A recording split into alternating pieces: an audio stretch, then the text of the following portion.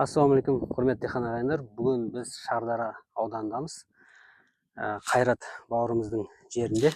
Бұл жерге қылыш деген гибрид егілген. Ұрықтан егілген бұл.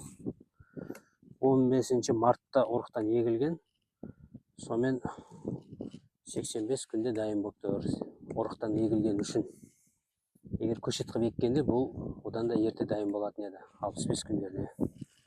Көріңіздер, салмағы 20 килограмға жақын, 18-20 килограмм. Қазір біреуін бұны сойып көреміз. Bismillah деп кезек Yüksel компаниясының қылыш сорты. Шардарадан келді қазір Дихан ағайындар беріп жіберіпті.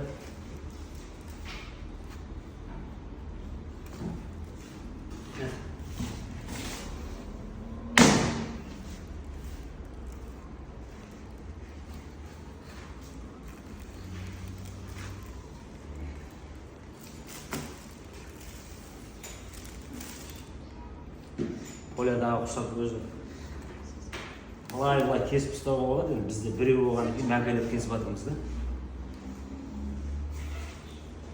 Пышақтың ұзыны керек.